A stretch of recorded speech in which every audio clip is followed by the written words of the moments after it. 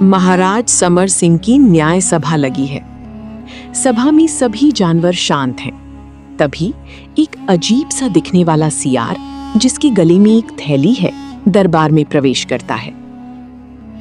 सुंदरवन के प्रतापी, न्याय के देवता महाराज समर सिंह की जय हो। मैं पड़ोसी राज्य नीलगिरी से आया एक तुच्छ व्यापारी हूँ महाराज। समर सिंह के दरबार में तुम्हारा स्वागत है अजनबी। अपनी आने का कारण बताओ। हमारे राज्य में किसी भी व्यापारी को तब तक नहीं रोका जाता जब तक वो जंगल के नियमों का पालन करता है। महाराज, मैं यहाँ व्यापार करने नहीं बल्कि एक अनोखी कला की अनुमति मांगने आया हूँ। मेरे पास एक जादुई जड़ी बूटी है। अगर इस जड़ी बूटी को किसी भी साधारण शाकाहारी जानवर को खिलाया जाए तो उसके शरीर से सोने के सिक्के गिरने लगते हैं। अरे वाह, सोने के सिक्के? ओए सियार, तू हमें बेवकूफ समझता है क्या? अगर ऐसा होता तो तू खुद सोने का महल बनाकर राजा की तरह रहता। यहाँ भीख क्यों मांगता? शांत रहो चीकू। महाराज के सामने इस तरह चिल्लाना अनुशासन के खिलाफ है। अजनबी, तुम्हारी बातें गले से नीचे नहीं उतरती। हमारे जंगल का नियम है कि हम प्रकृति के अलावा किसी और चमत्कार पर भरोसा नहीं करते। सेनापति जी, आपकी शंका जायज है, इसीलिए मैं प्रमाण साथ लाया हूँ। क्या मैं इस कस्तूरी मृग पर अपनी जड़ी बूटी का प्रयोग कर सकता हूँ? अगर मैं झूठ बोलूं तो महाराज मुझे मृत्युदंड दे दें। कस्तूरी, क्या तुम इसके लिए तैयार हो? याद रखना, अगर तुम्हें कोई भी तकलीफ हुई तो इस सियार की जान उसी वक्त ले ली जाएगी। महाराज, अगर इससे हमारे जंगल का भला होता है तो मैं तैयार हूँ। रंगा सियार अपनी थैली से एक हरी पत्ती निकालता है और कस्तूरी को खिला देता है। कुछ ही क्षणों में कस्तूरी मृग के खुरों के पास से सचमुच 3 सोने के चमकदार सिक्के जमीन पर गिरते हैं। पूरी सभा दंग रह जाती है। अरे बाप रे, ये तो सचमुच का सोना है। मैंने अपनी जिंदगी में ऐसा कभी नहीं देखा। देखा महाराज, ये कोई जादू नहीं, जड़ी बूटी का असर है। मैं चाहता हूँ कि मुझे इस जंगल के बीमार और बूढ़े जानवरों की सेवा करने की अनुमति दी जाए। मैं उन्हें ये जड़ी बूटी खिलाकर स्वस्थ भी करूंगा और बदले में जो सोना निकलेगा उसका आधा हिस्सा आपके खजाने में जाएगा। तुम्हारी जड़ी बूटी में कोई खोट नहीं दिखती, लेकिन समर सिंह को सोने का लालच नहीं है। हाँ, अगर इससे हमारी बूढ़ी और बीमार प्रजा का भला होता है तो मैं तुम्हें 3 महीने तक इस जंगल में रहने और जड़ी बूटी बांटने की अनुमति देता हूं। लेकिन याद रहे, सेनापति वज्रदंत तुम पर नजर रखेंगे। आपकी महानता की जय हो महाराज। मूर्ख शेर, तुमने खुद अपने विनाश का रास्ता खोल दिया है। अब इस सुंदर वन पर मेरा जाल बिछेगा। 1 महीना बीत चुका है। जंगल का माहौल बदल चुका है। अब जानवर पहले की तरह आपस में मिलजुल कर नहीं रहते। हर कोई सोने के सिक्के जुटाने की होड़ में लगा है। रात का समय है। घने जंगल में चीकू बंदर और उसका दोस्त मीकू भालू चुपके से बात कर रहे हैं। चीकू, कल रात उस रंगा सियार ने मेरे दादाजी को वो पत्ती खिलाई। दादाजी बूढ़े हैं। पत्ती खाते ही उनके मुंह से झाग निकलने लगा और वे बेहोश हो गए। लेकिन रंगा सियार ने उनके पास से गिरे सिक्के उठा लिए और चला गया। कोई इलाज नहीं कर रहा, वो हमारी प्रजा को कमजोर बना रहा है। क्या? बड़े राजकुमार विक्रांत, वो तो हमेशा से क्रूर और घमंडी रहे हैं। अगर वे भी इस खेल में शामिल हैं तो महाराज को कौन बताएगा? तभी झाड़ियों में से एक भारी परछाई निकलती है। वो राजकुमार विक्रांत हैं। उनके चेहरे पर क्रूरता है। तुम दोनों यहाँ बैठकर किसके बारे में बात कर रहे हो, नीच जीवों? प्रणाम राजकुमार। हम तो बस सोने के सिक्कों की बात कर रहे थे कि रंगा सियार कितना अच्छा काम कर रहा है। झूठ मत बोलो चीकू, तुम्हारी तेज जुबान बहुत चलती है। अगर आइंदा तुमने या इस भालू ने रंगा के खिलाफ एक भी शब्द महाराज के कान तक पहुंचाया तो मैं तुम्हारी जीभ काट दूंगा, समझे या नहीं? छोड़ दीजिए महाराज, हमसे गलती हो गई, हम कुछ नहीं बोलेंगे। विक्रांत पैर पटकते हुए चले जाती है।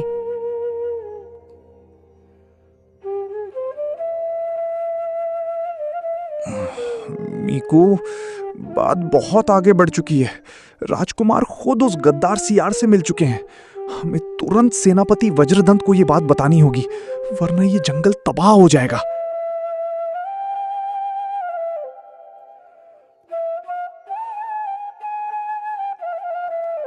दोस्तों, आगे बढ़ने से पहले अगर आपको ये कहानी दिल से अच्छी लग रही है तो अभी सब्सक्राइब कर लीजिए। आपके एक सब्सक्राइब से हमें बहुत मोटिवेशन मिलती है। सेनापति वज्रदंत की गुफा। चीकू बंदर और मीकू भालू हाँफते हुए वहां पहुंचते हैं। चीकू, मीकू, इतनी रात को तुम दोनों इस तरह क्यों हाँफ रहे हो? क्या किसी ने तुम पर हमला किया? सेनापति जी, अनर्थ होने वाला है। वो रंगा सियार कोई व्यापारी नहीं है, वो एक ढोंगी है।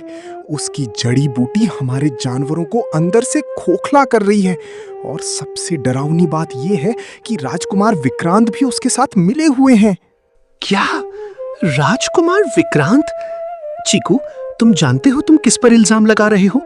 वे महाराज के बड़े बेटे हैं और इस जंगल के होने वाले उत्तराधिकारी हैं। अगर तुम्हारा ये दावा झूठा निकला तो कानून के तहत तुम्हें इस जंगल से हमेशा के लिए निष्कासित कर दिया जाएगा। सेनापति जी, चीकू सच कह रहा है। राजकुमार ने आज ही हमें धमकी दी है कि अगर हमने किसी से कुछ कहा तो वे हमारी जान ले लेंगे। मेरे दादाजी उस पत्ती को खाकर आज भी उठ नहीं पा रहे हैं। ठीक है, अगर बात राजकुमार की है तो मुझे बिना सबूत के महाराज के पास नहीं जाना चाहिए। महाराज अपने सिद्धांतों के पक्के हैं, वे सबूत मांगेंगे। आज रात मैं खुद रंगा सियार के ठिकाने पर पहरा दूंगा। तुम दोनों अपने घर जाओ और शांत रहो। आधी रात का समय। जंगल के एक सुनसान हिस्से में एक पुरानी गुफा के बाहर रंगा सियार और राजकुमार विक्रांत खड़े हैं। झाड़ियों के पीछे सेनापति वज्रदंत छिपकर उनकी बातें सुन रहे हैं। रंगा, तुम बहुत धीमी गति से काम कर रहे हो। मुझे और सोना चाहिए। पिताजी अब बूढ़े हो चुके हैं, लेकिन वे अभी भी मुझे राजगद्दी नहीं दे रहे हैं। वे छोटे भाई उदय सिंह को ज्यादा पसंद करते हैं। मुझे इतनी दौलत चाहिए कि मैं अपनी एक अलग सेना खड़ी कर सकूं। युवराज, धीरज रखिए। वो पत्ती कोई साधारण जड़ी बूटी नहीं है, वो रक्तपर्ण है। उसे खाने के बाद जानवर के शरीर का खून सोने के तत्वों में बदल जाता है, इसलिए वे कमजोर हो रहे हैं। एक बार जब इस जंगल के सारे मजबूत जानवर कमजोर हो जाएंगे तो नीलगिरी की सेना इस जंगल पर हमला कर देगी। तब आप यहाँ के राजा होंगे और आधा सोना मेरा होगा। बहुत बढ़िया। मुझे प्रजा की कोई परवाह नहीं है, बस मुझे राजा का मुकुट चाहिए। कल रात हम कस्तूरी मृग के पूरे परिवार को पकड़कर उनका सारा सोना निकाल लेंगे। झाड़ियों के पीछे सेनापति वज्रदंत ये सुनकर स्तब्ध रह जाते हैं। उनका शरीर गुस्से से कांपने लगता है। गद्दार, सगा बेटा ही जंगल का सौदा कर रहा है। मुझे तुरंत महाराज को ये बात बतानी होगी। सुबह का समय। महाराज समर सिंह का भरा दरबार। सेनापति वज्रदंत बेहद गंभीर मुद्रा में बीच में खड़े हैं। राजकुमार विक्रांत राजा के ठीक बगल में घमंड से खड़े हैं और रंगा सियार नीचे हाथ जोड़कर मुस्कुरा रहा है। सेनापति वज्रदंत, कल रात तुमने संदेश भिजवाया था कि आज तुम दरबार में कोई बहुत बड़ा खुलासा करने वाले हो। क्या बात है? हमारे सुंदरवन की प्रजा पर कोई विपदा आई है क्या? महाराज, प्रजा पर विपदा बाहर से नहीं आई है। विपदा इस राजमहल के भीतर ही पल रही है। कल रात मैंने अपनी आंखों से देखा और कानों से सुना है। ये रंगा सियार कोई व्यापारी नहीं, बल्कि हमारे दुश्मनों का जासूस है। और इससे भी बड़ा सच ये है महाराज कि हमारे अपने राजकुमार विक्रांत इस गद्दारी में इसके भागीदार हैं। पूरी सभा में सन्नाटा छा जाता है। छोटे राजकुमार उदय सिंह चौंक कर खड़े हो जाते हैं। महाराज देखिए, इस बूढ़े सुअर की मति मारी गई है। मैं इस जंगल का युवराज हूं, होने वाला राजा हूं। मैं भला क्यों इस अदने से सियार के साथ मिलकर गद्दारी करूंगा? महाराज, वज्रदंत बूढ़ा हो चुका है और अब ये मेरे छोटे भाई उदय को राजा बनते देखना चाहता है, इसलिए ये मुझ पर झूठा कीचड़ उछाल रहा है। दुहाई हो महाराज, दुहाई हो। मैं तो एक सीधा साधा जड़ी बूटी बेचने वाला प्राणी हूँ। मुझे क्या पता था कि सुंदर वन के सेनापति ही इतने बड़े षड्यंत्रकारी निकलेंगे। अगर सोने के सिक्के बांटना गुनाह है तो मुझे मार दीजिए महाराज। शांत। वज्रदंत, तुम हमारे सबसे पुराने मित्र और सेनापति हो, लेकिन तुम जानते हो कि समर सिंह का कानून बिना ठोस गवाह या सबूत के किसी पर भी उंगली उठाने की इजाजत नहीं देता, चाहे वो तुम ही क्यों ना हो। क्या तुम्हारे पास कोई ठोस प्रमाण है? महाराज, कल रात ये दोनों कस्तूरी मृग के परिवार को बंधक बनाकर उनका पूरा खून सोने में बदलने की बात कर रहे थे। चीकू बंदर और मीकू भालू भी इस बात के गवाह हैं कि राजकुमार ने उन्हें जान से मारने की धमकी दी थी। चीकू, आगे आओ। क्या मैंने तुम्हें कभी कोई धमकी दी थी? सच सच बोलना, वरना इस जंगल का कानून जानता है कि झूठी गवाही की सजा क्या होती है। महाराज, सेनापति जी ने मुझसे जबरदस्ती ये सब कहलवाया है। राजकुमार जी ने मुझे कुछ नहीं कहा। मुझे माफ कर दीजिए महाराज।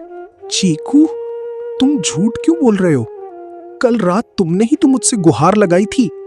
महाराज, दूध का दूध और पानी का पानी हो गया। वज्रदंत ने खुद अपनी गद्दी बचाने के लिए मेरे खिलाफ यह साजिश रची थी। मैं मांग करता हूं कि सेनापति को गद्दारी के जुर्म में तुरंत बंदी बनाया जाए। वज्रदंत, तुम्हारी कोई गवाही सच साबित नहीं हुई। कानून के मुताबिक बिना सबूत के युवराज पर लांछन लगाने के अपराध में मैं तुम्हें सेनापति के पद से बर्खास्त करता हूं और तुम्हें नजरबंद करने का आदेश देता हूं। जैसी आपकी आज्ञा महाराज, लेकिन याद रखिएगा, जब तक मेरी आंखें खुली हैं, मैं इस जंगल पर कोई आंच नहीं आने दूंगा। समय बहुत जल्द सच सामने लाएगा।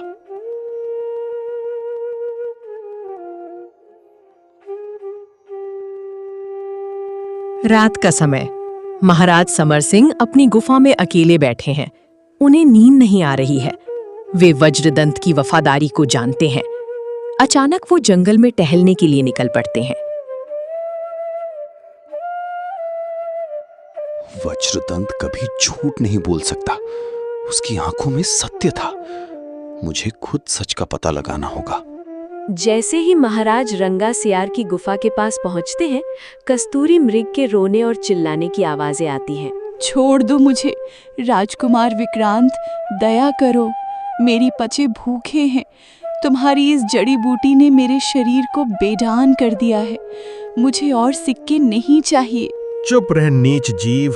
रंगा, इसे और रक्तपर्ण खिलाओ।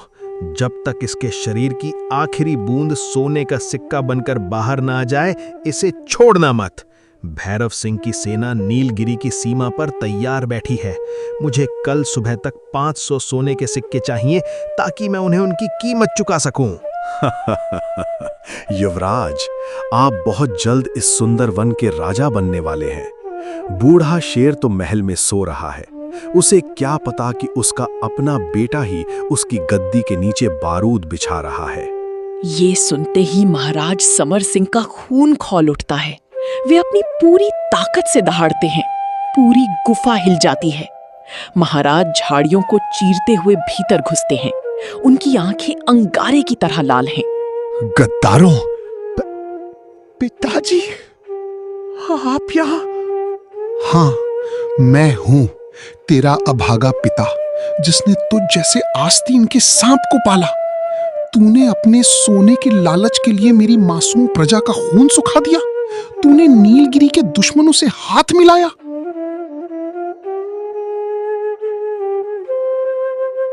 अगली सुबह का महादरबार। पूरा जंगल वहां उमड़ पड़ा है। विक्रांत और रंगासियार को कैद कर दिया गया है। महारानी सुलक्षणा भी वहां बैठी रो रही है। महाराज, विक्रांत ने बहुत बड़ा पाप किया है, लेकिन ये आपका बड़ा बेटा है। इसके प्राण बख्श दीजिए महाराज। सुलक्षणा, आज अगर समर सिंह एक पिता बनकर सोचेगा तो इतिहास मुझे कभी माफ नहीं करेगा। विक्रांत ने सिर्फ शिकार का नियम नहीं तोड़ा, उसने इस पूरे सुंदर वन की अस्मत का सौदा किया है। हाँ, किया मैंने, क्योंकि आप मुझे कभी राजा नहीं बनाना चाहते थे। आप हमेशा इस भीगी बिल्ली उदय की तारीफ करते थे। मुझे आपका ये घास फूस वाला कानून मंजूर नहीं था। सेनापति वज्रदंत, कानून की किताब खोलिए और बताइए कि देशद्रोह और प्रजा के खून का सौदा करने की क्या सजा है। महाराज, सुंदरवन के संविधान के अनुसार इस अपराध की केवल एक ही सजा है। अपराधी के दोनों पंजों के नाखून उखाड़ दिए जाएं, उसकी रीढ़ की हड्डी पर वज्र प्रहार किया जाए ताकि वो कभी सिर उठाकर ना चल सके, और उसे तपते हुए रेगिस्तान की सीमा पार फेंक दिया जाए। पिताजी, मुझे भैया की जान की भीख दे दीजिए। उन्हें सिर्फ देश निकाला दे दीजिए। नहीं उदय, न्याय के तराजू में जब कोई बैठता है तो उसके रिश्ते मर जाते हैं। वज्रदंत, सजा की तामील की जाए, अभी के अभी। सेनापति वज्रदंत आगे बढ़ते हैं। विक्रांत चिल्लाता है, रोता है, लेकिन उसके नाखून उखाड़ दिए जाते हैं और उसे अधमरी हालत में जंगल की सीमा से बाहर फेंक दिया जाता है। रंगा सियार को हमेशा के लिए काल कोठरी में डाल दिया जाता है। समर सिंह सिंहासन पर बैठते हैं, लेकिन उनका दिल हमेशा के लिए टूट जाता है। इस खौफनाक न्याय के 2 हफ्ते बाद महाराज समर सिंह बहुत कमजोर हो चुके हैं। वे राजसभा में अपने छोटे बेटे उदय सिंह को अपने पास बुलाते हैं। उदय, मेरे बच्चे, न्याय ने मेरे शरीर की सारी ऊर्जा सोख ली है। एक पापी बेटे को सजा देकर मैं राजा तो रहा, पर पिता के रूप में मर गया। अब मैं और तुम्हारी माता इस राजमहल को छोड़कर हिमालय की गुफाओं में तपस्या के लिए जा रहे हैं। आज से तुम इस सुंदरवन के राजा हो। नहीं पिताजी, आपके बिना मैं इस विशाल साम्राज्य को कैसे संभालूंगा? मुझ में अभी उतनी बुद्धिमानी नहीं है। उदय, तुम्हारी सबसे बड़ी ताकत तुम्हारी दयालुता और प्रजा के प्रति तुम्हारा प्रेम है। हमेशा याद रखना, एक राजा का पहला धर्म उसकी प्रजा की मुस्कान है। सेनापति वज्रदंत तुम्हारे साथ हैं, वे तुम्हारी ढाल बनेंगे। खुश रहो मेरे बच्चे। महाराज समर सिंह और महारानी धीरे धीरे घने कोहरे की तरफ चले जाते हैं। प्रजा नम आंखों से उन्हें विदा करती है। उदय सिंह का राज्याभिषेक होता है और वे सुंदरवन के नए राजा बनते हैं। सब मिलके महाराज की जय हो। रात का समय, राजा शेर सिंह की गुफा के बाहर जंगल का चौक। जमीन पर एक हिरन मरा हुआ पड़ा है, लेकिन उसके शरीर पर चोट का एक भी निशान नहीं है। उसकी आंखें पूरी तरह सफेद हो चुकी हैं। चीकू बंदर पेड़ से हाँफते हुए नीचे कूदता है। महाराज, गजब हो गया। बरगद के पेड़ के पास जग्गू हिरण भी ढेर हो गया। कोई चोट नहीं, कोई खून नहीं, बस वो अचानक गिरा और उसकी आंखें सफेद हो गईं। ये क्या हो रहा है हमारे सुंदरवन में? पिछले 3 दिनों में ये 5वीं मौत है। पहले एक जंगली सुअर, फिर 2 खरगोश, कल एक लोमड़ी का बच्चा और आज ये हिरन।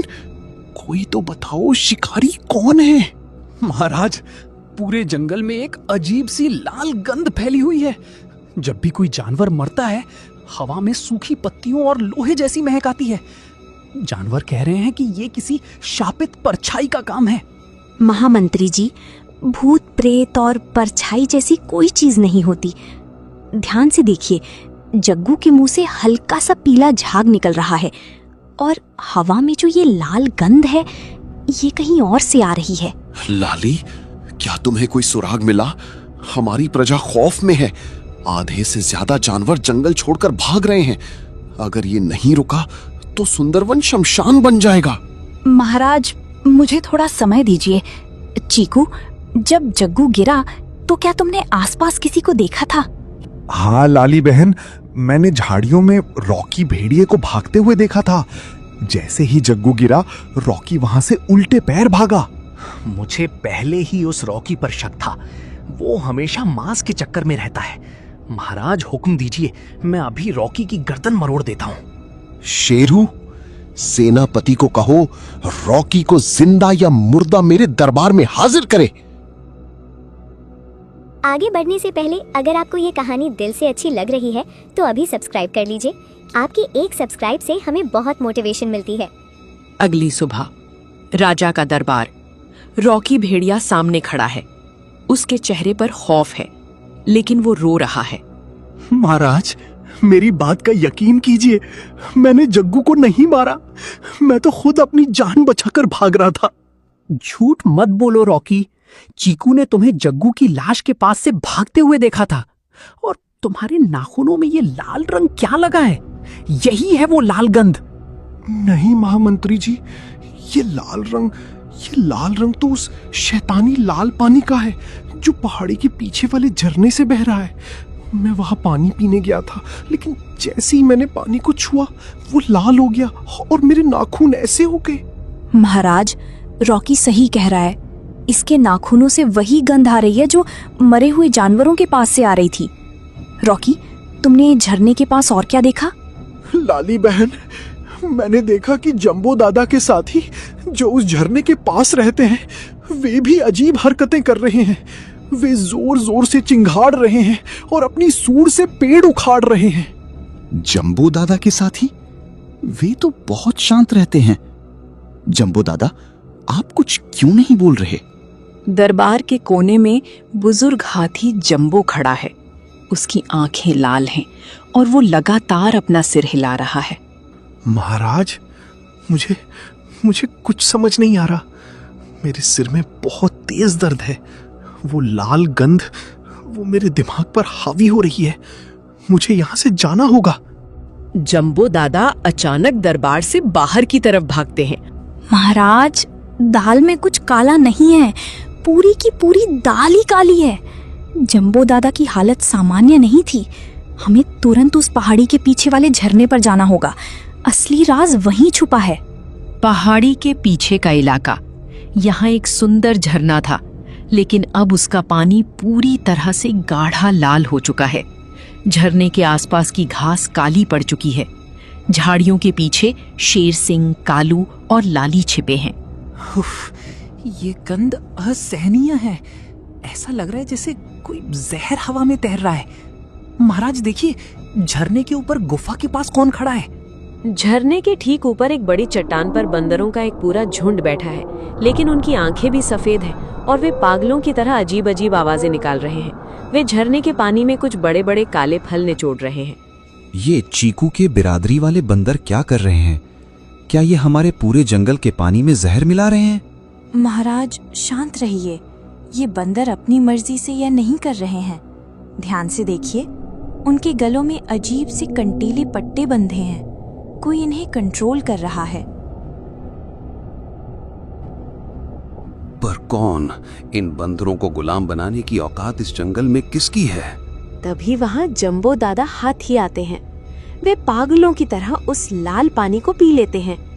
पानी पीते ही वे जोर से चिंघाड़ते हैं और उनकी आंखें भी सफेद होने लगती हैं। नहीं, जंबो दादा भी उस शापित परछाई का शिकार हो गए।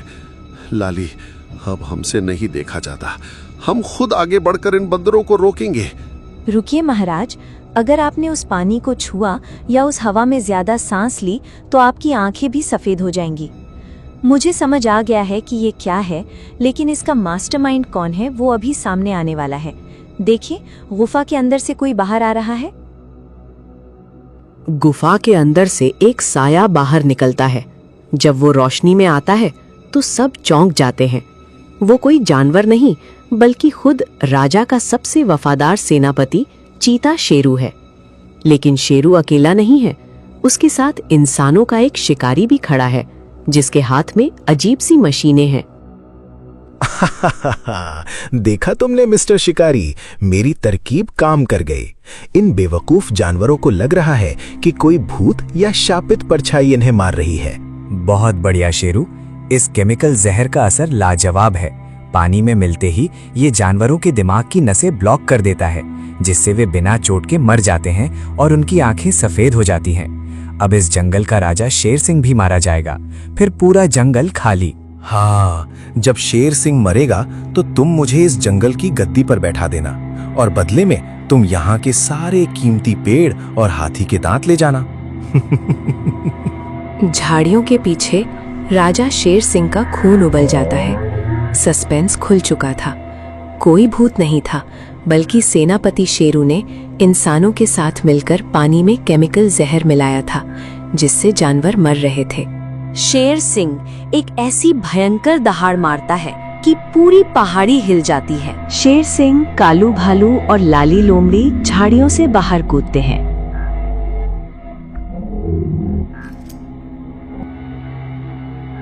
क्या महाराज, तुम लोग यहाँ कैसे पहुँचे?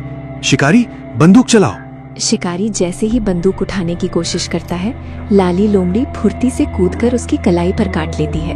बंदूक नीचे गिर जाती है।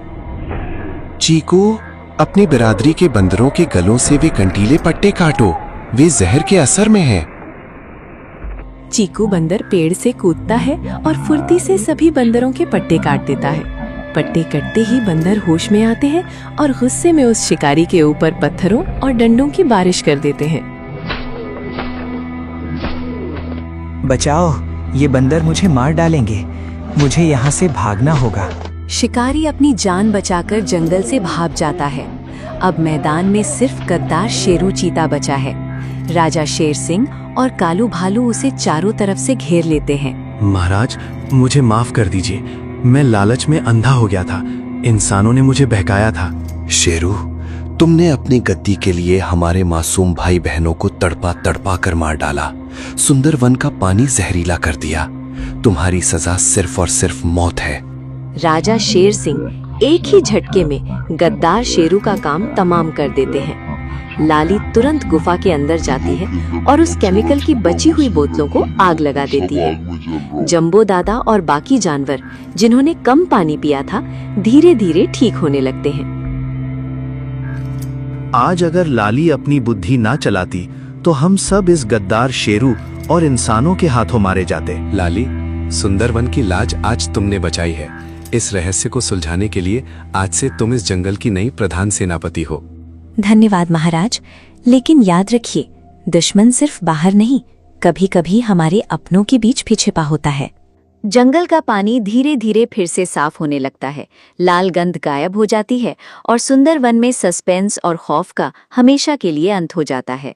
दोस्तों, अंधविश्वास या भूत या परछाई के चक्कर में पड़ने के बजाय हमेशा सच की तह तक जाना चाहिए। गद्दारी का अंत हमेशा भयानक होता है और लालच अपनों का ही खून बहाने पर मजबूर कर देता है। हम रोज मेहनत करके आपके लिए कहानियां बनाते हैं, लेकिन कई लोग बस देखकर चले जाते हैं। अगर आप चाहते हैं कि हम हिम्मत ना हारें, तो प्लीज सब्सक्राइब जरूर करना।